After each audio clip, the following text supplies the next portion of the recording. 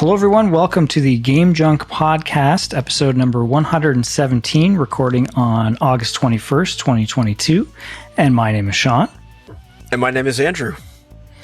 And coming up on this episode, we're going to be talking a little bit of video game news. You know, we got some stuff we haven't covered over the past week or so. We got the THQ Nordic Showcase, maybe some Game Pass, Sony stuff to talk about, maybe a few other things, and some stuff we played as well. So, we got stuff to talk about. But Frank is away. He's still actually, I think he's at a concert tonight, right? Rammstein, I believe. So could be. Okay, so we thought maybe he might be able to pop on the show or at least call in or something, but it's looking unlikely. So don't get your hopes up. But we'll see what happens. The two-man show has not happened very often for Game Junk, but I think we got it covered. How you doing, Huck? I'm doing great. I'm ready. I don't know the YouTube people can tell, but Sean sent me a beautiful HD webcam. So now I'm living like it's the year 2000 instead of the 1990s. And now you can just even see more of my slob office space than normal. So that's a little treat for everyone out there. Although I must say, I'm in the process. I'm going to be painting the walls. So everything is pushed away from the walls. That's why it looks a little more cramped. It's not just the HD factor. Actually going to, make it look presentable, hopefully. It looks beautiful as it is. Very authentic. I'm sure people are loving it. So that's very nice of you to say. Very kind. So I guess we'll probably start the discussion with some of this Sony versus Microsoft stuff that's been going around. And Frank, probably, if he were here, probably would not touch it with a 10-foot pole because it's a little bit of rumor, hearsay kind of stuff. But it is coming also from some legit court documents. So, there's some legitimacy to this. And I thought it was a pretty interesting story. So for people who aren't up on this, so, with the whole Microsoft acquisition of Activision, I guess, for legal reasons, they have to go around to other video game companies and kind of say, does anyone object to this? Is this going to give Microsoft some kind of monopoly, some kind of unfair advantage, competitive advantage? And so they went to a bunch of video game companies. Nobody objected except Sony. They did object primarily because of the Call of Duty factor, which makes a lot of sense. It's, basically the biggest video game franchise going every year. I believe it is the number one most played game on Sony consoles. And so they were a little bit, concerned that Microsoft would own the rights to Call of Duty. Concerned. Yes. Good word. Yeah. And, Microsoft has said, hey, it's still going to be multi-platform. Don't worry. But I mean, that's just, they could change that at any time. And obviously having all of the Call of Duty games under Game Pass would be a big deal. So they objected and there was some back and forth. And I guess Microsoft kind of responded and said, well, hey, Sony's doing the same thing we are. They're acquiring studios. They're trying to get exclusive games for their console. They're kind of doing a Game Pass competitor. And then one of the things that was kind of mentioned in there was that Sony is paying quote unquote blocking rights to certain game publishers or developers to not put their game on Game Pass.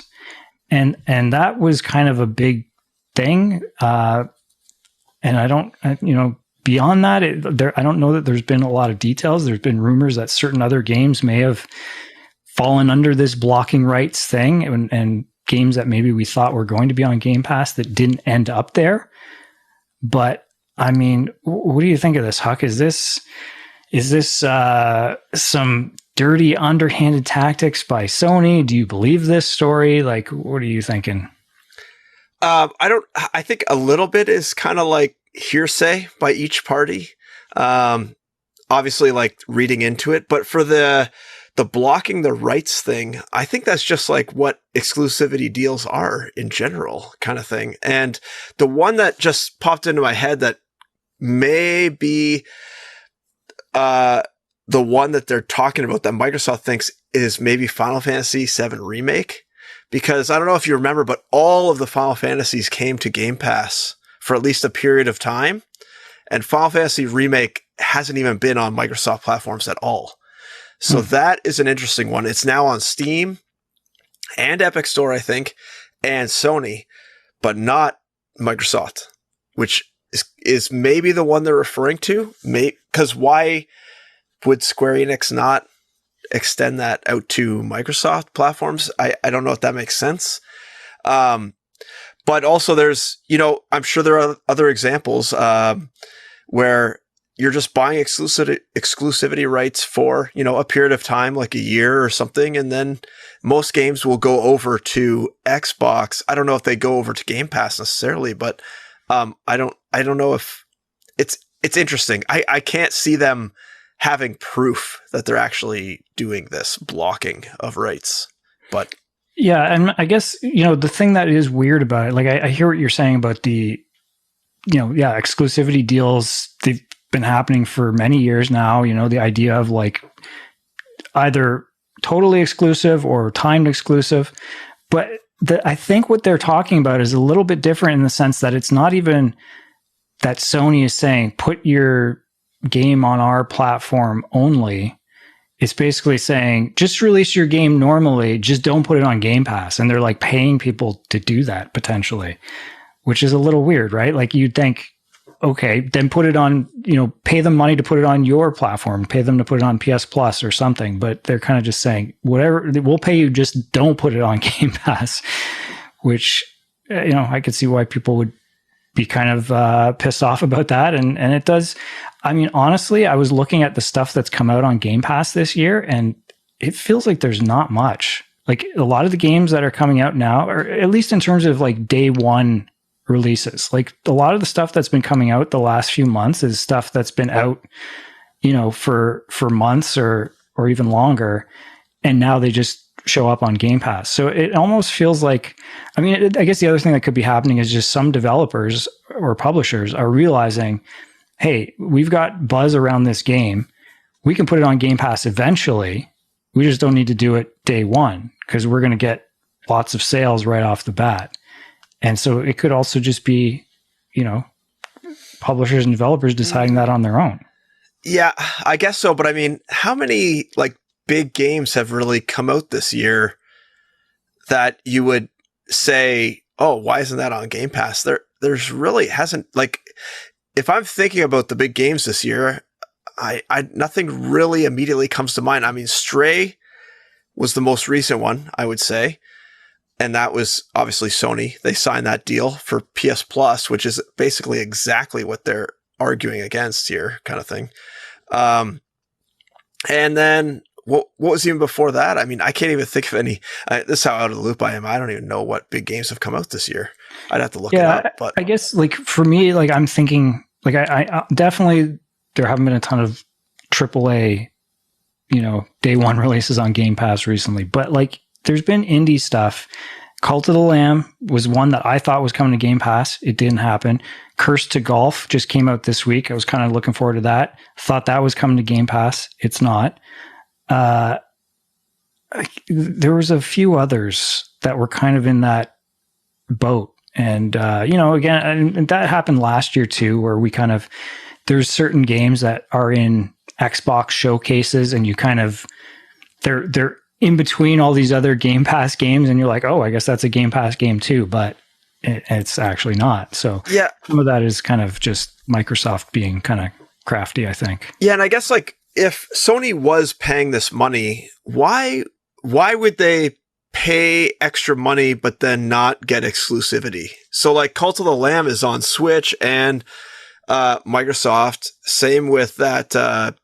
Everyone, what would you say, the golf game, Curse to Golf or something like that? That's also on Switch.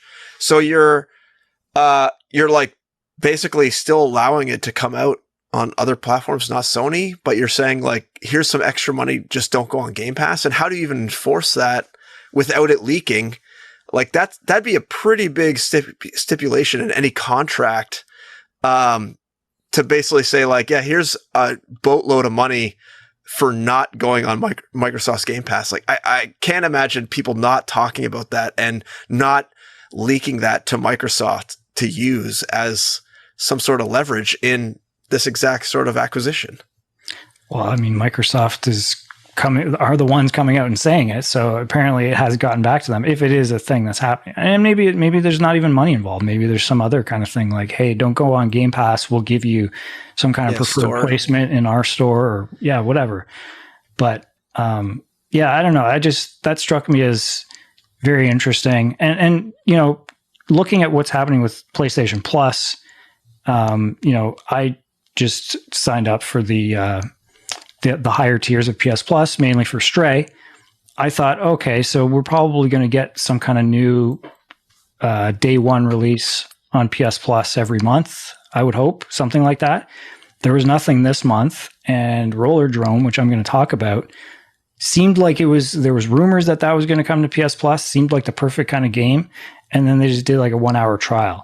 So it kind of seems like they're not even doing that great of a job of trying to put their own Game Pass version out there. They're just kind of throwing it out, and it's almost like they're more apt to try and sabotage Game Pass than make their own competing service better. But yeah, and even in one of the documents, it talks about how with the acquisition of Activision, they're going to have so much content, blah, blah, blah. But then Sony has all this content and they don't put it on their PS Plus thing. So what are they complaining about? They have tons of IP that they could easily put on this. Think of the whole PS Vita store could just probably be played. All the PS1 classics that you could play on your Vita, they're not available on this service. PS2, there's some, not that many. There's only a handful of PS1 games, handful of PS2. All the PS3 games have to be streamed, which is not that bad. I tried one and it was fine. And then you got, PS4, PS5, your libraries, there's a lot of Sony IP that they could put on this, and they don't seem to be adding anything. Whereas Microsoft is just we acquired Bethesda. Here's everything. Go at it. Whereas Sony doesn't seem to want to do that at all. I'm pretty sure that, all the Insomniac games, they're not on there, right? That they would have. I don't think so. I guess Infamous is now. Or no, that's Sucker Punch. Sorry. But yeah, it just seems like there's a lot of content they could be adding to improve their service, and they're not. Yeah, I mean, they could be pacing themselves, I guess, but yeah, I'm not that impressed so far. So, and definitely the classic games have been lacking as well. Yeah. So spinning off of this, someone in the Discord, Kiddo in Flames, linked a video to this YouTuber Destin, who I think was it Game Informer he used to be at or something? I think I recognize him from somewhere. Anyways, he's got his own YouTube channel, and he went through the Google translated document that all these articles are written about. And what I found interesting in this article, not really related to this, is that it had a table showing the digital sales data comparing Sony, Microsoft, Nintendo, EA, etc. And Microsoft was below Sony. So Sony was, for 2021, Sony was 40 to 50%. Microsoft was 30 to 40% of all digital sales. It didn't give the actual numbers. And Nintendo was only 10 to 20%. And before the show, Sean and I looked it up. Nintendo has sold over 110 million units of the Switch. Sony has sold just over 20, which means, Nintendo has 5x the amount of consoles in the wild, and they're selling 1/5 the amount of digital sales, which to me is insane. That they are not putting more effort into selling games on their digital storefront. It would seem like a no-brainer, and that they should be selling so much more, even if they sell that shovelware crap. It seems like, how is there that many people on the Switch that are not buying digital games? I mean, it seems like everyone I talk to, most people buy digital now. And I don't know what the overall market of digital sales is, but I'm sure it's bigger than physical sales now. And I just found that extremely interesting that it was so low for Nintendo. I think over the pandemic, it officially passed. Maybe it had already, but I'm pretty sure digital passed physical. But the thing with Nintendo, and the only way that kind of makes sense to me is that you've got a lot of families buying Nintendo products. Maybe they're not all like super savvy and paying attention to the digital stuff, and they just know, I buy this game console for my kids at Christmas. I buy them a couple of physical games, and that's all they really know or use it for. But it does seem like a pretty big gap. So that is pretty surprising. Yeah. And I know, like from personal experience, that actually the sales from like Nintendo Switch store is quite a bit lower than Sony. So it lines up from my personal experience with it. So obviously the number of units in the wild doesn't necessarily translate to sales like everyone thought it did, because everyone was piling into the Switch. And maybe that's just it. Maybe there's just too many games on the Switch and no one can find anything, which is maybe part of the problem as well. Just storefront curation. But that definitely is a problem, I think. Mm-hmm. Yeah. Okay, so this is also kind of a related story. We just want to touch on this whole Embracer Group thing. So we did talk about the Embracer Group earlier this year when they acquired, I think we talked about it, when they acquired like Deus Ex and what were the other one? The other Tomb Raider? Tomb Raider, Thief, I think, a few other kind of big name video game franchise rights. So they acquired those. Now this week they acquired a bunch more things. Limited Run Games was one. Tripwire Interactive is another. But the big one is that they acquired Lord of the Rings, the rights to the Lord of the Rings and The Hobbit. And I didn't realize until Huck pointed out just before the show, the whole time I saw this story, I just thought, okay, well, they got the rights to make Lord of the Rings video games.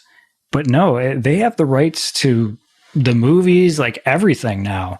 So they're talking about making new Lord of the Rings movies based on specific characters from the other movies and stuff. So I don't know. That's kind of a crazy thing. And it's just, a lot of people are talking about the fact, like, what even is this Embracer Group? Like, it's a holdings company or something. Like, they're just pulling in as much IP as they can to create value for investors. Like, they really don't even seem to care what happens with this stuff. It's just, things to build a portfolio. Like, they literally mentioned that in one of the press releases about, how they're proud of their portfolio or something like that. So I don't know. It's becoming very impressive, I must say. I mean, you have some really heavy hitter IP in this portfolio now, especially with Lord of the Rings. I can't even imagine having some random Embracer Group that seems so ominous take over Lord of the Rings and start pumping out movies like, Disney does with Star Wars now, but it could happen. We could be seeing tons of stuff. And I mean, it's a little weird, the timing, because Amazon is just putting out that new Lord of the Rings show, I think like in September or something like that. So that's coming up very fast. It'll be interesting to see what happens there. And I mean, I don't know if there's any other like Tolkien material other than the main 3 books in The Hobbit related to Lord of the Rings universe that he's put out, but I'm sure they will start trying to, grab whatever they can and use this IP to its fullest. Yeah. I mean, there's lots of like appendices and things like that, I think that may be partially what the new TV show is kind of trying to draw from, but, I mean, I guess the first obvious thing would be like make a video game based on the new TV show. That seems like something that could happen. And obviously there is already that Gollum game is still coming. I think it got delayed, but is it 2022 still? I don't remember. Yeah, I don't either. Yeah, I remember seeing it got delayed though. But the one thing that I thought interesting is I saw a lot of people saying like, oh, hey, maybe this means there's a good chance of a good Lord of the Rings game getting made. And I was like, I mean, there's some pretty good ones out there, aren't there? Like, I mean, Shadow of War or Shadow of Mordor, those games, I'm pretty sure those were quite well received. Yeah. And then even like the EA games that came out around the time of the trilogy, the original Lord of the Rings trilogy. I don't know if you remember those. No. I don't know if they did the Fellowship, but I know they had a Two Towers game and a Return of the King game. And those were pretty fun, I remember. Like, they were kind of arcadey action games, but yeah, they were kind of cool. Yeah, it'll be interesting. Has Embracer Group, like any of their studios, put out any games since they've been acquired? It doesn't seem like it. I mean, so the list I have in front of me, so they now own companies. They own the companies that own the companies. I don't know if that's a typo. That make Little Nightmares, Goat Simulator, Destroy All Humans, Time Splitters, Time Cop, Darksiders, Saints Row, Duke Nukem, Borderlands, Valheim, Killing Floor, Deus Ex, and Tomb Raider. Okay, so Saints Row, there's a new Saints Row game coming out soon. So I guess that would be maybe the most recent one. Yeah, so there's definitely some of these developers are currently active, but yeah, I don't know. It's a weird, it kind of is like what's happening now everywhere, like in movies as well, and just people trying to swallow up as much IP as possible. Yeah, this is like really giving me deja vu of, was it the like early 90s when EA was just going around buying up everything and everyone hated EA because they would like buy something and then ruin it. And like that was a game company buying game companies.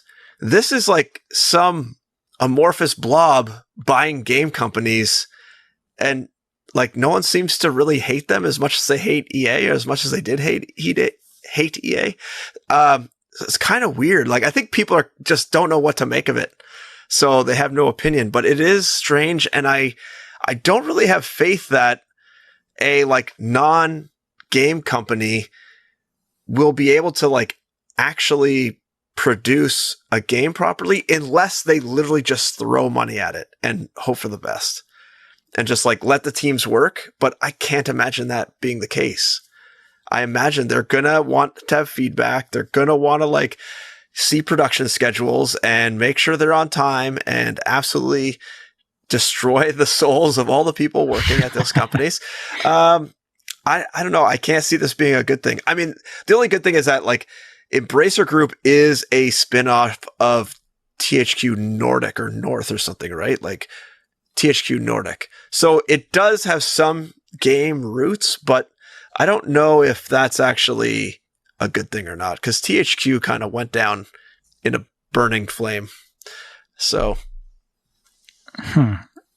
Yeah, so Embracer Group, formerly Nordic Games Licensing and THQ Nordic. Yeah, I don't know. I mean, the other little interesting footnote is that they've got like $1 billion of invested money from the government of Saudi Arabia, which is where they're able to suddenly do all these acquisitions. So, right. It's a lot of oil money there. Yeah. But, okay, well, so we mentioned THQ there. Why don't we jump into a little bit of a discussion about the THQ Nordic Showcase? So this happened last week, I think, and I didn't really even know it was happening. Read some stuff about it afterwards, kind of flipped through, and I did not really recognize most of the games. I guess some of these are like reboots or sequels to games that some people probably know and love. But I guess, the big one is there's a new Alone in the Dark game in development, and they did show a trailer for it. What'd you think of this, Huck? I thought it looked pretty good. The environments in particular and the lighting looked great. There was another video I saw there's a 1 minute trailer, but then there was also maybe about a minute or a minute and a half of sort of like extended cut where it wasn't quite so cutty. The trailer was quite filled with jump cuts. And this had a little bit more extended walking sections and some combat. And I thought it looked pretty good. It was definitely missing just that little bit of extra polish level that these really good looking games do. Like, I'm so spoiled by Naughty Dog games where, there's just attention to every little detail. And I had noticed, where the guy's walking down a hallway and the roof kind of starts collapsing and the main character is just like stone faced, like nothing's happening. Whereas, in an Uncharted game, Drake would be like responding like, whoa, look out, like kind of thing. And in this game, nothing, just like keep walking, no big deal. So just like little touches like that stood out a little bit. But overall, I thought it looked really impressive. I played like the original Alone in the Dark back in the day. And I have no real like love for that game because it was pretty clanky, pretty janky, but yeah, pretty clunky. Pretty clunky. So I'm still interested in it. I thought it looked pretty good as long as they don't go like too down the route of like boring adventure game. Find this key hidden in some obscure spot and put it in some other obscure spot. I think this game that's what I want. I'm hoping for more, more of that. Yeah. So as long as they don't do that, I think it looks pretty good. I think it has some potential. What about you? Yeah, I mean, I thought it looked visually pretty good. And it does seem like, so I just looked, the last Alone in the Dark game was 2015. I don't think I've played a single one of these, to be honest with you. Yeah, neither. But it is the original survival horror franchise. I believe it predates Resident Evil and some of the other big ones. But it looks like they've kind of given it a Resident Evil 4 or Resident Evil 2 remake makeover, because there's definitely kind of like third person over the shoulder gunplay. I don't know how much of that is there. But, I mean, I'm kind of interested. I guess, it's probably about time they brought this one back. So I think, especially with the success of, the RE2, RE1, RE3 remakes kind of thing. Obviously they've been successful. So it's probably a good time to dust it off the shelf and bring it back. So I think it's a good time to bring it back. And, all those people that like in our Discord that are posting about RE2, this could be another interesting survival horror game for them to look into. That's new and not, just a remake of stuff they're already familiar with. Although I did read, I think it's kind of like a half remake of the original game. That's okay. The original game is like from the late 80s, right? Something like that. I thought it was quite very early 90s. Very early 90s. But yeah, it's like definitely reimagining. I don't know, like it's the guy who did Amnesia and Soma, or one of the guys who worked on those games, is directing and writing it. So, I think it looks promising. So there were a bunch of other games. I mean, we're not going to go through them all, but were there any highlights or lowlights for you? Yeah, so highlight, I thought Outcast 2 looked pretty fun, actually. It kind of looked like so Outcast, I never played the original Outcast, but the character and the key art for the character that's on like the icon is pretty recognizable. It's like this orange jumpsuit and the guy's kind of got some weird like glasses or something like that. So that character's back. And is very recognizable. Looks like he's got some sort of wingsuit that allows him to fly, almost like I think like Anthem flight was for EA's Anthem. And then there was like some Mass Effect or, almost Guardians of the Galaxy style combat. And it looked like open world. So I thought it actually looked pretty polished, looked pretty fun.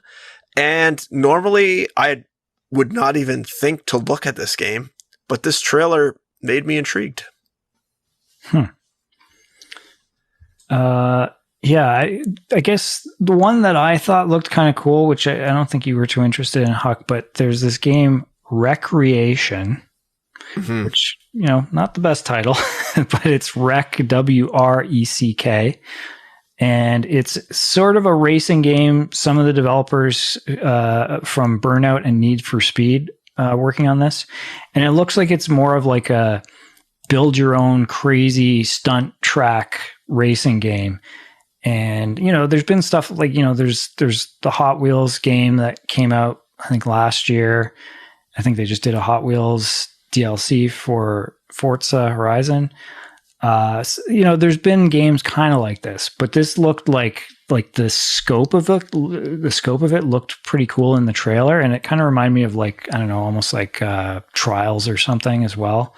Just in that I believe it is, there will be an editor and you can build your own stuff. So could be kind of fun. Yeah, that is a definite negative needle mover for me. I am not into creating content.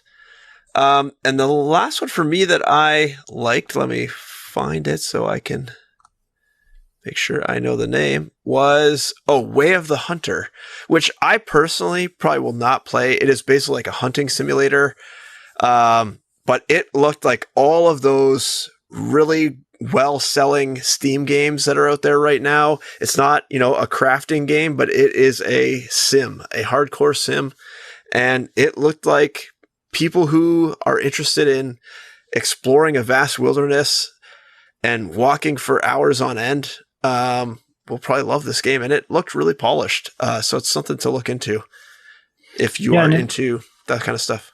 I think it's open world as well, which I don't know if there's been an open world hunting like simulator before. So I guess there's like those like Cabela games or something like that, but I don't think those are quite like this. I mean, this looked like if you shoot an animal, you actually have to track it properly if it runs away and stuff like that, if you misshoot. So it looked quite intense.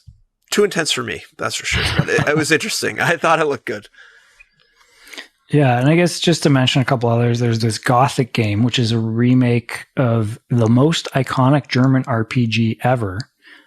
I'm not familiar with it. Bold statement. I mean, the trailer is just zooming around some mines for the most part. There's some questionable trailer creation in this showcase, I would say. Yeah. So the trailer didn't blow me away, but I understand that might be exciting for some people. What else? New SpongeBob game. I don't know. Like, has there been a good SpongeBob game? I feel like I've heard that there was one or two that were kind of like not just shovelware for kids, that there actually were good, but I have no idea if this one is good. I have no SpongeBob experience, so I am not a person to ask on that one. There's a new wrestling game, AEW Fight Forever. I don't even know what AEW is. So something wrestling. Extreme wrestling? It's got to be extreme. Something, awesome extreme wrestling. Oh no, there it is. It's right up there. All Elite Wrestling. Oh, well, if it was extreme, I might have been interested. We were all off. We were both off. And then I guess Destroy All Humans 2 Reprobed. There was a trailer for that. It's actually coming. Is it this month? It looks like this month. Yeah. Which I did play a bit of the first one because I think it was on Game Pass at some point. But, it's not. I don't think I'll be buying it. That's for sure. Mm-hmm. Curious if they're going to do a new one at some point and not just remake the first two. But anything else for you? I don't think so. Nothing else really floated my boat. Okay. So I think that's it for news. So why don't we move into stuff we've been playing? Sure. Yeah, I can. You said you got a lot, so I'll kick it off with one, and then you can go to town for a while, and then I'll come back with something else. But I finished off Boyfriend Dungeon, which I really enjoyed, actually quite a bit. And I can't remember exactly how far I was when we talked about it a couple weeks ago, but I really latched on to the loop they have. So I think I mentioned how you go into a dungeon and you unlock these weapons, and the weapons are kind of like your boyfriends or people you can date and go on dates with. So how they do the loop is basically when you go into a dungeon and fight enemies, you use a weapon and you get experience points with that. And usually it takes like a couple levels of the dungeon, and then that weapon levels up to like level 2. But your experience with that weapon is then capped at level 2 until you go on a date. So when you get to each level of the dungeon, you are allowed to switch which weapon you have. So basically you max out a weapon, switch to another weapon, max that out, etc. Repeat. You leave the dungeon, you go on these dates, which drives the story forward, unlocks the next level and a new skill with that weapon or a new ability. And then you go back into the dungeon and keep playing. And it's really a rewarding loop because, one, it gets you to try every weapon and see which ones you like, kind of in the way that Hades would do that. Two, there's like the story aspect where you are, kind of rewarded for leveling up in that the story progresses. And then, I just like, the third thing is I just like how it gates you, and it makes you, I guess leave the dungeon is kind of weird thing to say, but it kind of makes you reset, go and, spend your items that you've acquired, get new things, get new weapons, get new upgrades, possibly, find other things in the world. And, and they have these like powers you can do, kind of like, secondary weapons that you can unlock, with things you buy. So there's just like a really good loop. I think it was maybe 6 to 8 hours long, not a very long game. I thought it didn't overstay its welcome. At the end, you can there's like a final dungeon where you can go into it whenever you reach a certain story progression. Basically, I think the weapons can go up to level 6. Once you get one weapon up to level 6, you can essentially unlock the final dungeon if you get those right storylines. But when you go into that dungeon, you can only take weapons you have at level 6. So then I went back and was, grinding all the other weapons to get them up to level 6. But they added a nice little item that lets you go get experience points past what level you're at. So it's kind of hard. It's doesn't sound obvious, but basically if you needed 50 experience points to get from level 1 to level 2, when you first play that, you get those 50 and then you cannot get any more experience points no matter how much you play.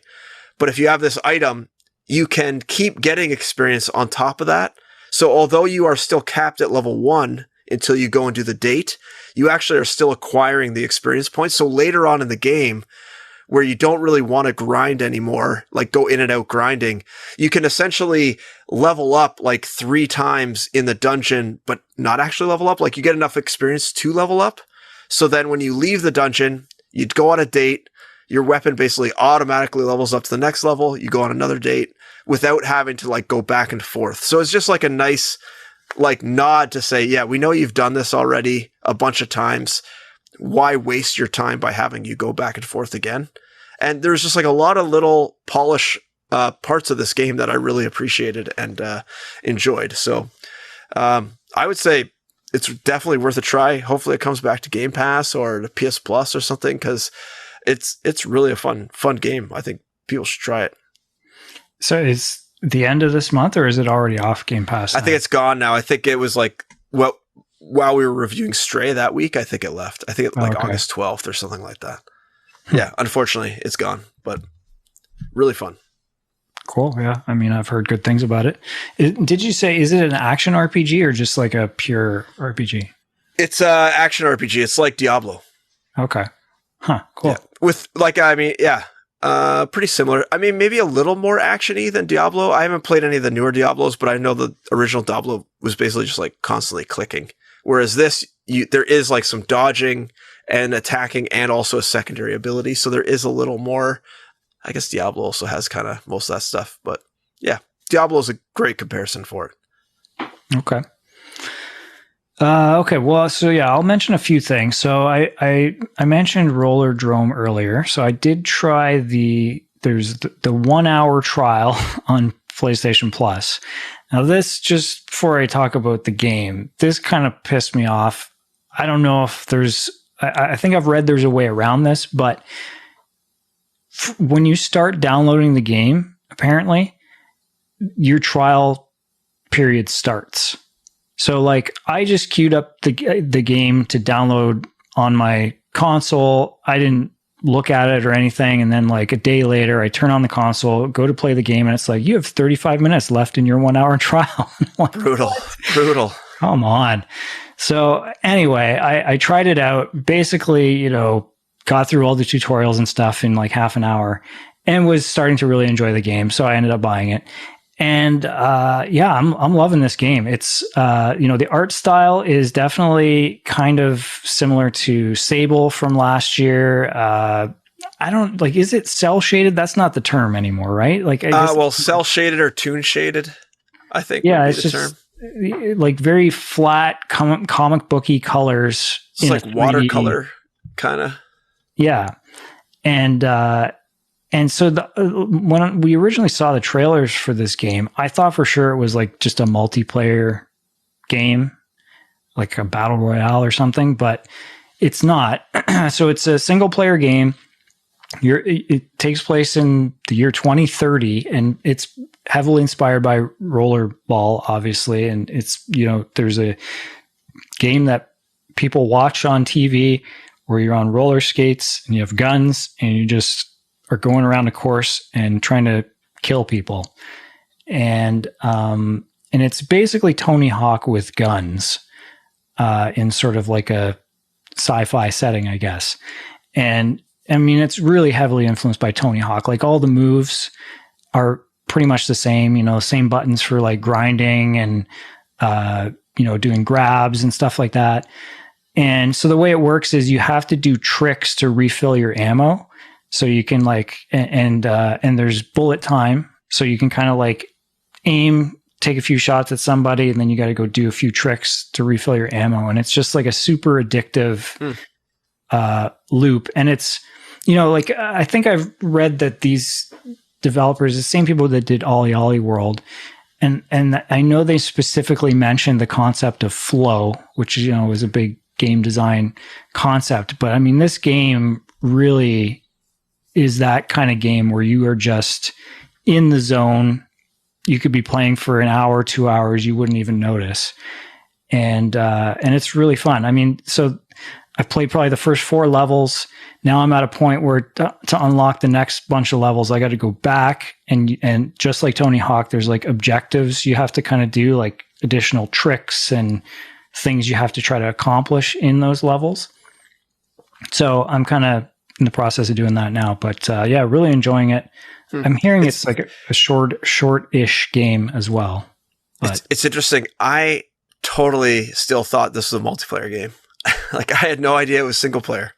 Yeah, and it really seems like I'm kind of surprised there's not like a co-op mode or something. Like I wouldn't be surprised if they added that at some point, maybe. Although I guess, yeah, I don't know how. Like definitely online play with the bullet time thing. That's always a tricky thing to do, right? Like, yeah, any games that have done bullet time and online? I don't think you can. I think that's oxymoron there. Yeah. So that's the reason why. But yeah, I mean, definitely if you have PS Plus, give the trial a look. Just make sure you upgrade your internet first. Yeah. I read that there's some way around it. I don't know. Like if you start the download on your console, but then like force quit the app or something like that. I don't know. Look it up. But yeah, that was definitely annoying. So you want me to do a few more here? Yeah. Keep rolling. Okay. So I beat Escape Academy. So talked about that like a few weeks back, and I was like, yeah, this game is not what I was hoping it would be. And it kind of, the controls are clunky, but somehow I just went back to it, tried it one more time, ended up co-oping it a bunch with the kids, and got through it. And it was, you know, a pretty short game, probably 4 hours or maybe 5 hours.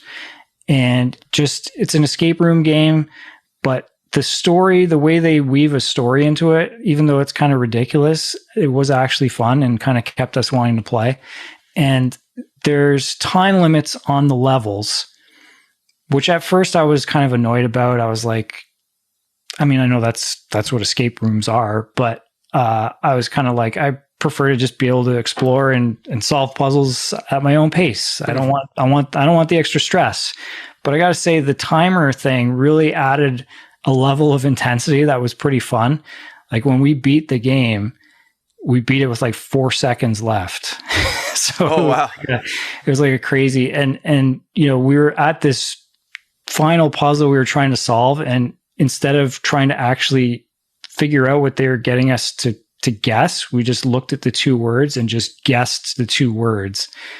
And so yeah, it was a pretty fun experience. But so how many did you fail based on the timer?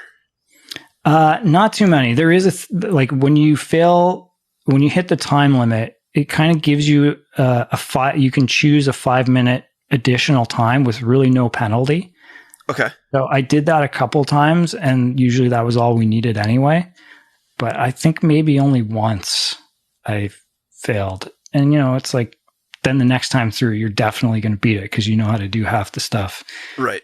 But yeah, I mean, there's definitely some glitches and kind of weird, like at one point, Kieran found this one object that you can just pick up as many times as you want, and his whole inventory just got filled with this object.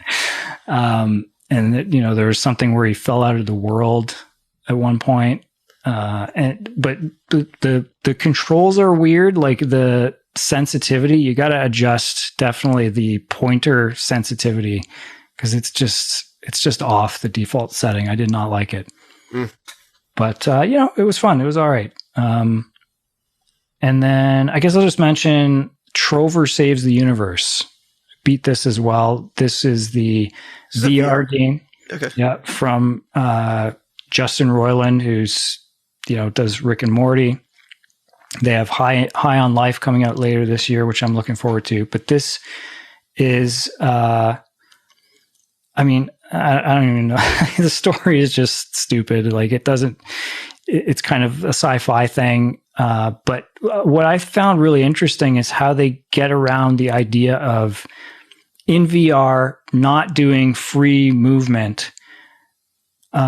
But so the way it works is you're kind of this character that's locked in place. They call you a chair Orphean, and you just sit in a chair, but you're controlling this other guy named Trover. And so you're controlling him and running around, but then he'll get to like a checkpoint, and then you can move your chair to that checkpoint. And so you're kind of always locked in place, and you can rotate around. You can like raise your chair up to get a higher vantage point of things.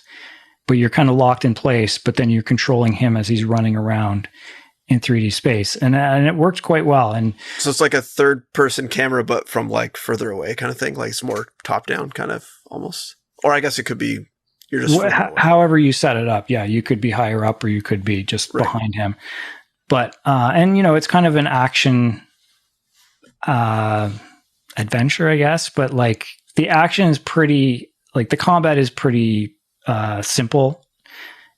I mean, there's like you can dodge, and there's like a charge attack and a few other things, but it's really like I don't think I died once in the game, so it's definitely not super challenging on that level. But obviously, the selling point is the humor. If you're a fan of Rick and Morty and stuff, I found it pretty funny. Like the whole game is kind of commenting on video games and kind of meta, but not like in a super annoying way. Like it's just he's constantly like, "Oh, I bet this is going to happen now," or something like that. And right, yeah.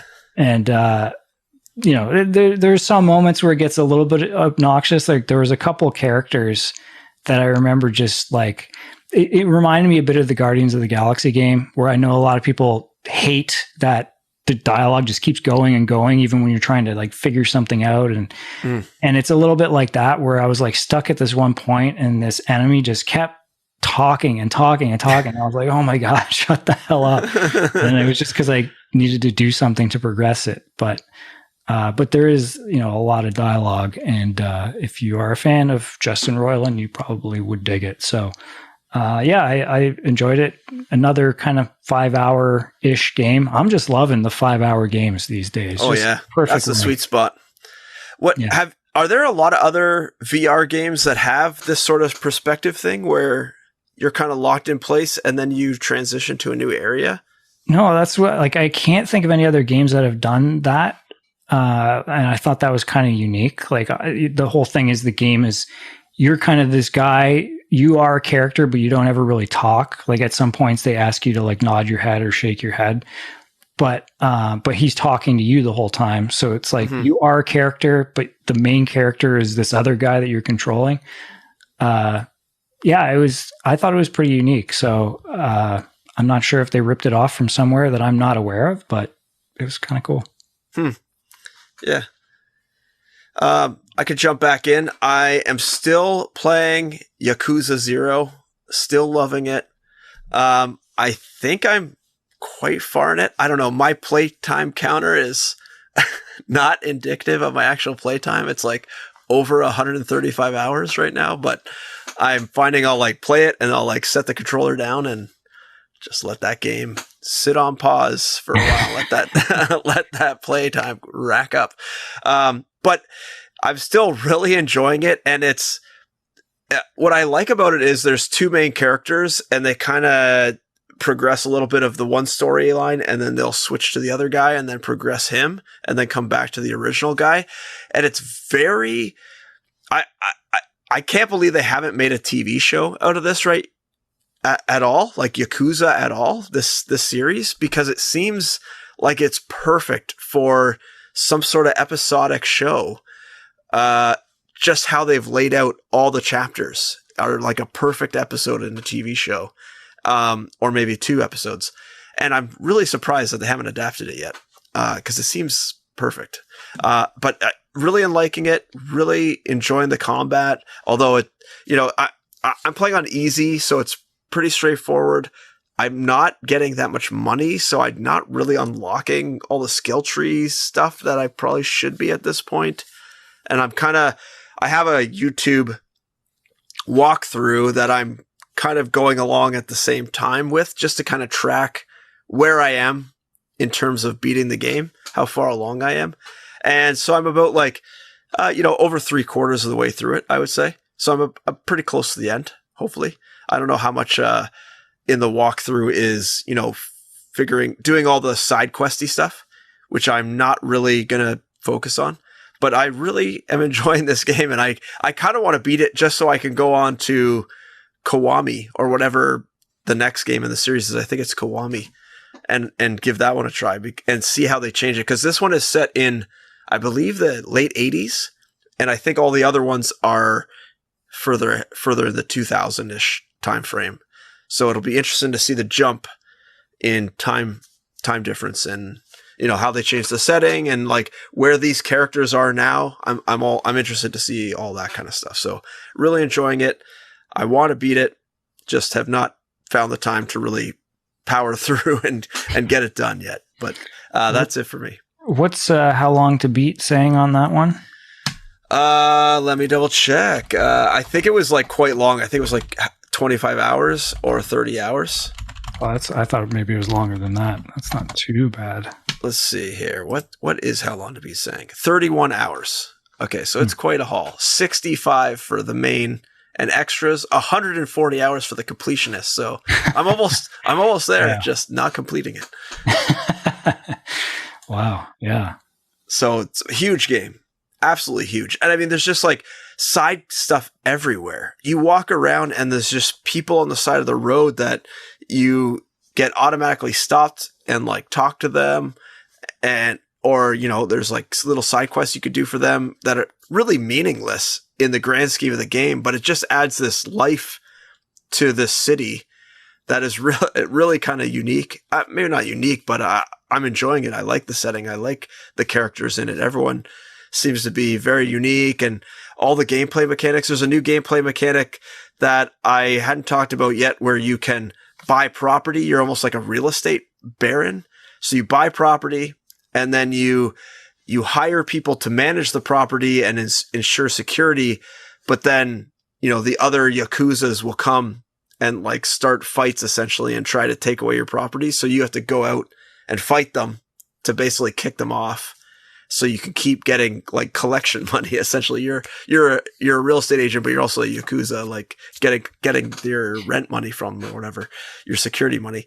And then there's also this other mechanic for the other character where you run like a nightclub and you have to hire girls to run the club and entertain the guests and everything like that. And they call it, what do they call it? It's not like a strip joint, but it's basically like a gentleman's club. Like gentleman's club's a good. I can't remember when they're a cabaret. I think they call it or something. Okay. But it's the same idea. It's like a gentleman's club, and you kind of go on. The girls go on little date type things with the guys or whatever, and it's just this like little management sim off to the side that you can do where you recruit the girls, and the girls are rated like, I think it's like bronze to platinum or something like that. So you got to like search around town to find the girls. And in order to get the girls, you have to like offer them expensive things you buy in the stores. Like, like a scarf or a wallet or a watch or something like that. You have to go buy these things, bring them back. And each girl likes a certain thing. So there's this whole like deep, like other little mini game going on that, it's not even part of the main story, but it's pretty enjoyable little like mini game to play. And there's, while you're doing this, gentleman's club mini game, the guys can get like handsy, or, the girls need help with something, anything. So you kind of have to go to the different tables and interact, and she'll do like some sort of hand gesture, like in the actual animation, and you have to try to understand what it means. And then it gives you like a list of like 4 options. And if you choose it correct, then the guy will stay longer and spend more money. It's like this fun, just like really quirky game. Like, I just love it. It's so great. I love it. Cool.